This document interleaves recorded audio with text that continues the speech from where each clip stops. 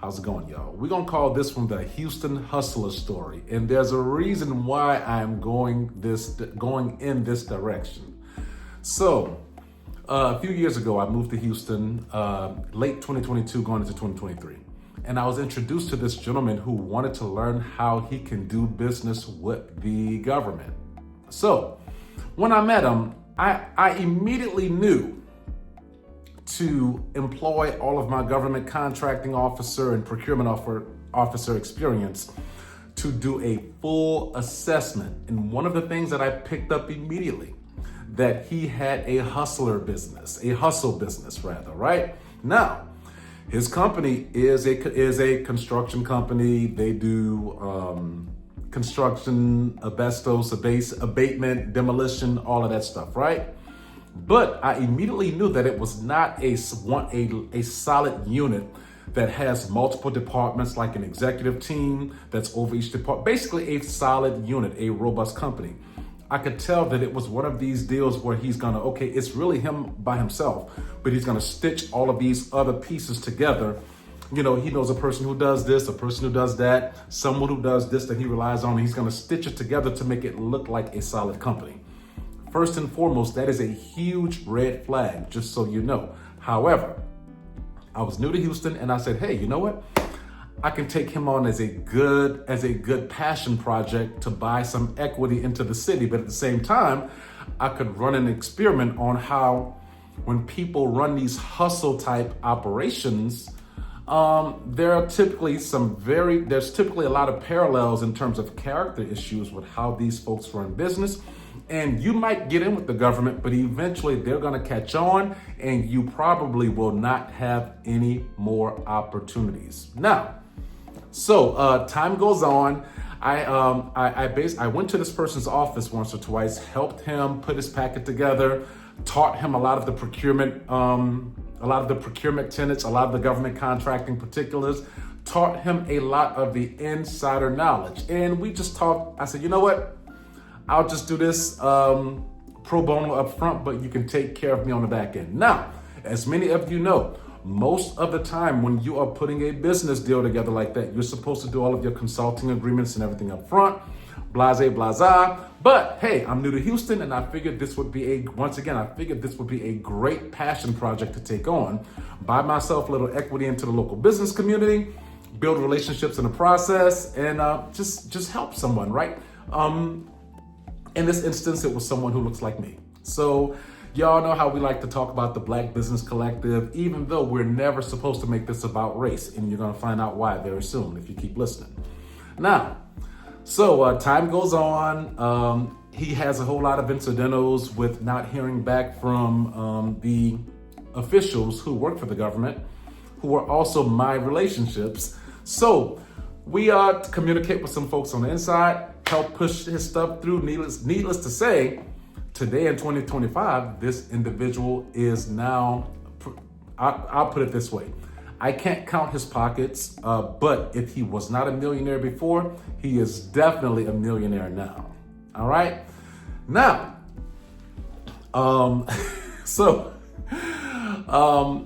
this individual also told me that he would come back and take care of us since we provided consulting for him, right?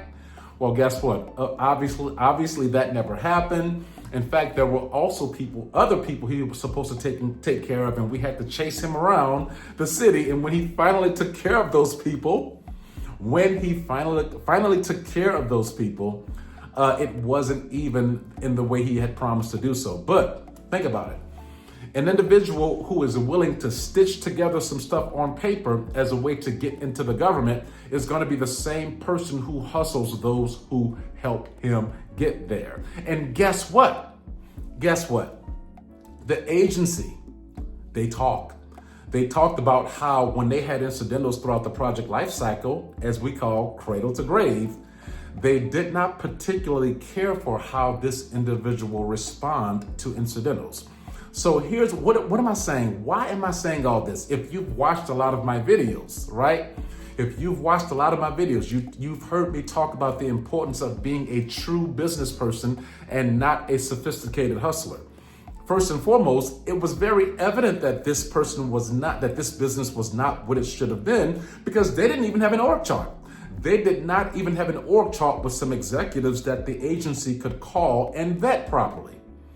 That is so telling. So those of you, if you're listening to Derrick Green and following me, you know right off the bat, you should have an org chart. You know why? Because that org chart shows some type of credibility within your organization.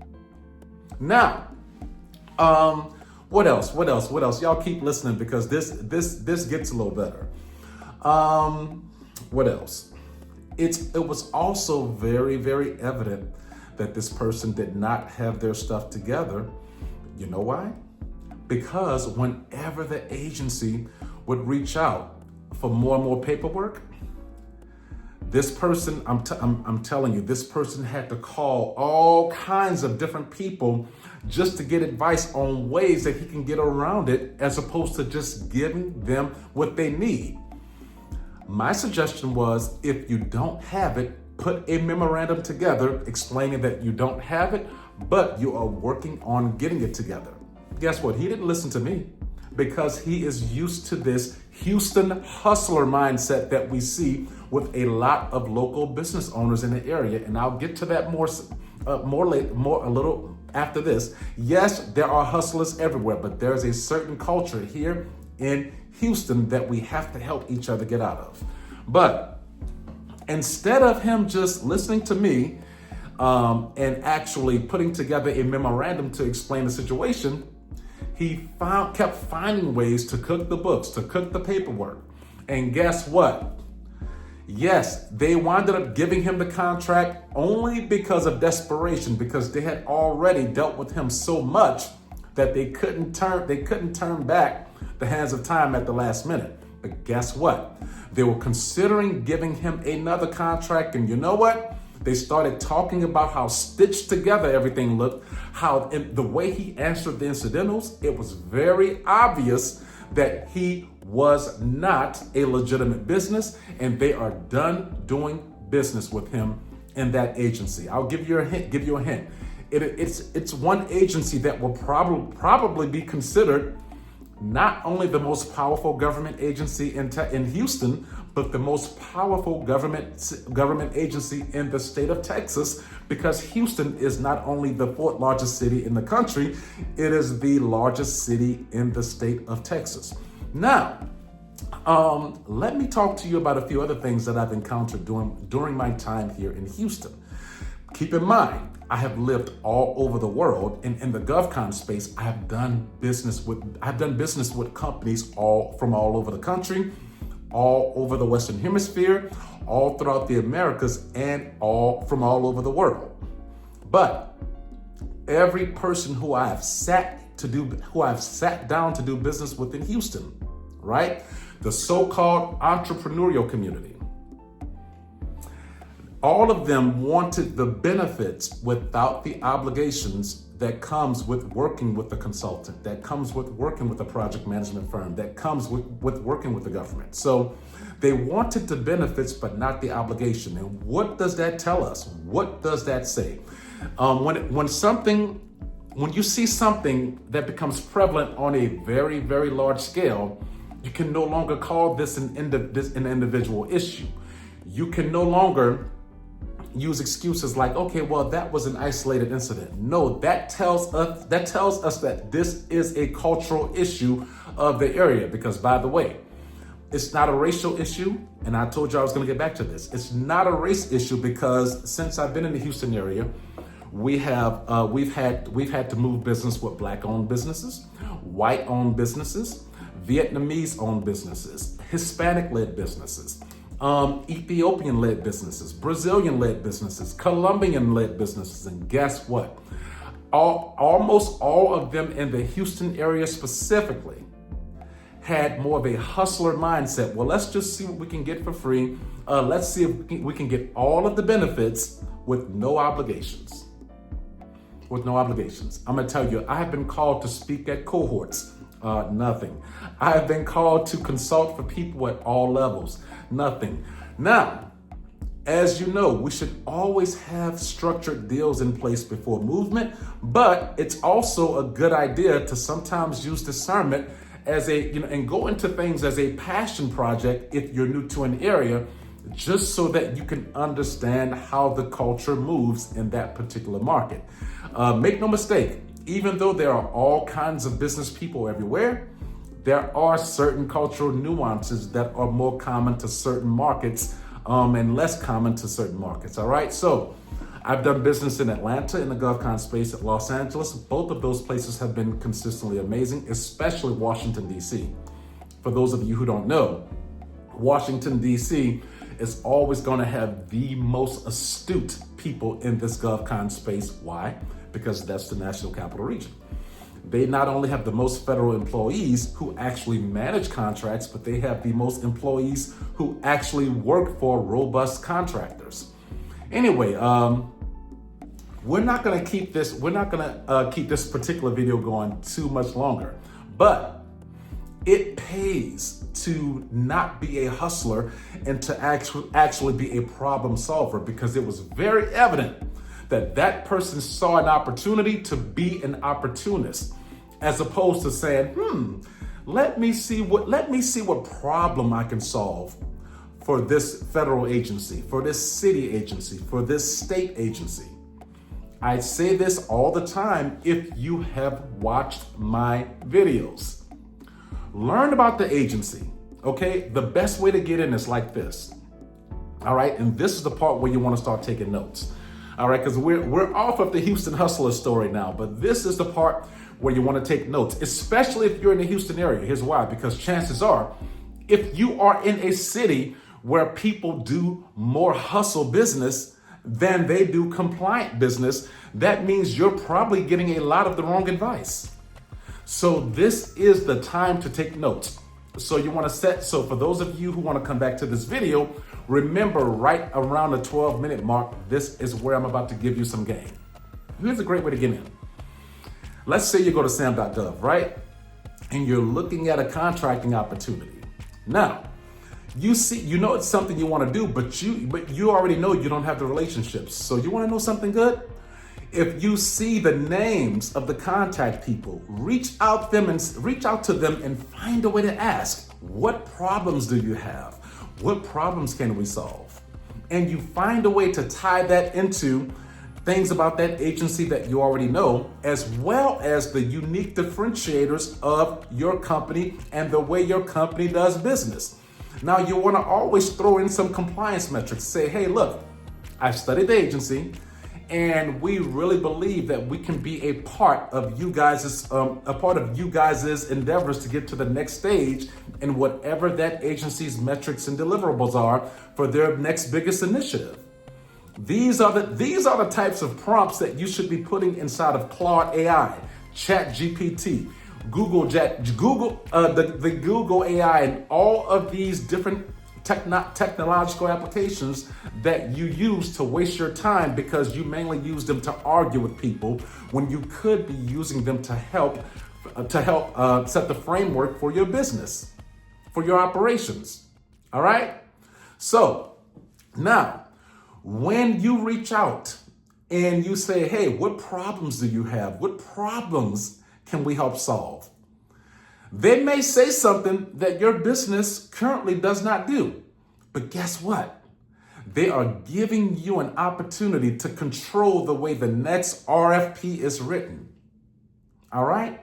And guess what? This is also going to give you a framework for how you should set up your organizational structure. So based on what they told you, that's how you should envision the next scope of work. And that scope of work is going to tell you everything you need to know in terms of what things you should prioritize in your company, and the things you should prioritize is going to let you know what kind of org chart you can set up. For example, let's say if that agency tells you that they have a problem with their logistics. Well, guess what? You now want to create a robust logistics org chart. What are some of the major components of logistics? Transportation, ground support, materials management, inventory management. You see what I'm getting at? Warehousing. What are some ways you can take these principles of logistics that are already common for a large, robust logistical operation, and do some studying to find out what's the latest advancements and how they incorporate technology, ChatGPT, and AI applications with those logistical processes. I have a cousin who's an NBA retiree, and he was walking me through how they've upgraded all of their technological framework for the way they do logistics, and I was blown away. I said, man, you guys will get a contract just like that. But he decided to sell his logistics company. So that's a whole nother story, right? But my whole point is this is why you have consultants. This is why you have mentors and coaches and strategists. We help you get around those things that will cause you to look like a hustler. Many of you complain about gatekeeping. Do you understand why gatekeeping is a problem? Because they already know that most people are trying to hustle them. So what you think is gatekeeping, that's actually the agency protecting itself from getting hustled. Because guess what? They have inspections that they have to do. And if they allow themselves to get hustled, they won't have anything to pass those inspections. So if you are anywhere in the United States and you really want to understand or get a general understanding of how your government likes to do business, we've already talked about it on this channel. I tell everyone, especially the people who reach out via email, start off with the compliance videos. Start there, and that will give you a general understanding of how the government works. All right? This will help you to come across as a compliance-driven, robust business, even if you're not already there. You always hear the fake it till you make it thing, right? Well, guess what? A great way to do that and actually be legally sound, and to actually look competent and to actually get through is to make sure you have some people you can reach out to. People who are actually credentialed, who are qualified to run various departments of your business. You put them together as your business structure, as your executive structure. That way, if the government agency that you're trying to contract with wants to reach out to do some vetting, you have some real solid people in place. They don't have to be full-time employees, just people who believe in you.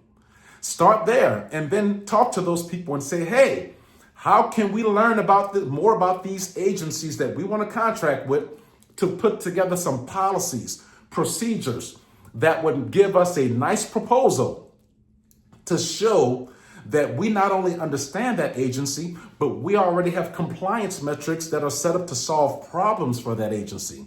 This is how you get away from being a sophisticated hustler and actual business people so that you no longer experience gatekeeping.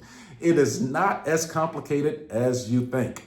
If you need more information on how to do this and you are working with investment power, reach out.